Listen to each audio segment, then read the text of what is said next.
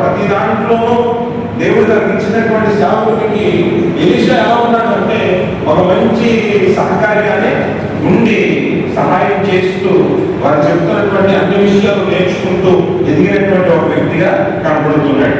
మొదటి తెస్సలోనికీయులకు రాసిన పత్రికలో 5వ అధ్యాయంలో 12-13 వచనాలను చూస్తే, ప్రభువునందు మిమ్మల్ని నడిపించుచు మీకు బుద్ధి చెప్పు వారిని వారి పనిని బట్టి ప్రేమతో వారిని మిక్కిలి గౌరవంగా ఎంచవలనని వేడుకొనుచున్నాము.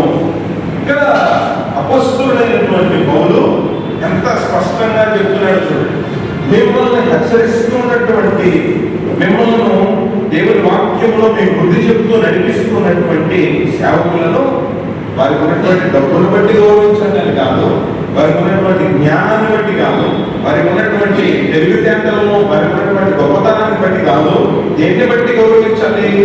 వారు ఎటువంటి వారైనా సరే దేవుని పనిని బట్టి ప్రేమతో వారిని మిక్కిలి గౌరవంగా ఎంచాలి అని ఖచ్చితంగా చెప్తున్నాడు. కాబట్టి ఇక్కడ కూడా ఎలీషా గారు ఇదే విధంగా ఏలియాను సన్మానించిన వ్యక్తిగా, గౌరవించిన వ్యక్తిగా, సహాయం చేసినటువంటి వ్యక్తిగా మనం చూస్తూ ఉన్నాం. అలాగే హెబ్రీయులకు రాసిన పత్రికలో కూడా 11వ అధ్యాయం 17వ వచనంలో, మీ పైని నాయకులుగా ఉన్నవారు లెక్క అప్పగించవలసిన వారి వలె మీ ఆత్మలను కనిపెట్టుచున్నారు, వారి మాట విని వారికి లోబడి ఉండండి.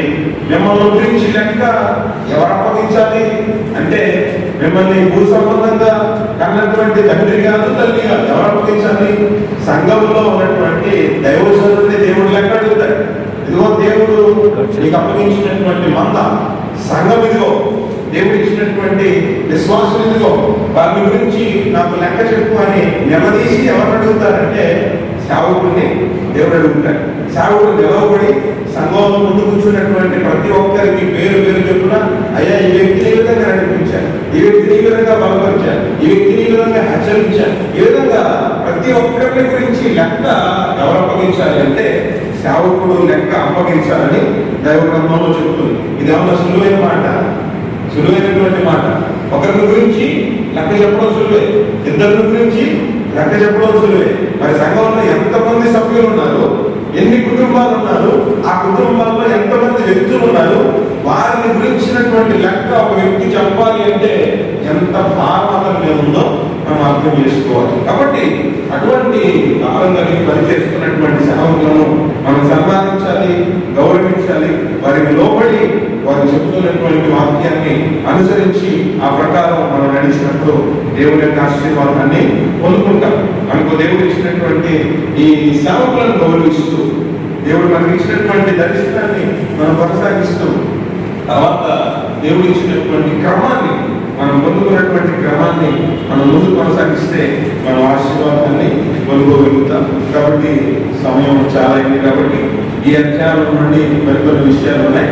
వచ్చే వారం 2వ అధ్యాయంలో ఉన్నటువంటి మరికొన్ని విషయాలు మనం నేర్చుకుందాం.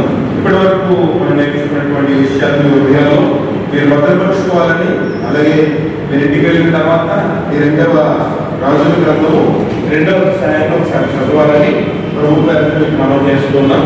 మనకి ఇక్కడ పుస్తకాలు ఉంచబడ్డాయి.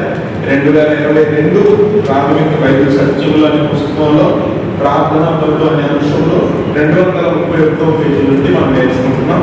కాబట్టి మీరు ఇంటికి వెళ్ళిన తర్వాత ఏరియా గారి గురించి రాయబడినటువంటి విషయాలు ఆ పుస్తకంలో నుండి కూడా దైవ గ్రంథంలో ఉన్నటువంటి 2వ అధ్యాయం కూడా చదవాలని ప్రభు గారిగా మిమ్మల్ని అందరినీ కూడా మనం చేసుకుంటున్నాము. దేవుడు మనందరినీ కూడా ఆయన యొక్క వాక్యపు ఆశీర్వాదములతో దీవించును గాక. ఆమేన్.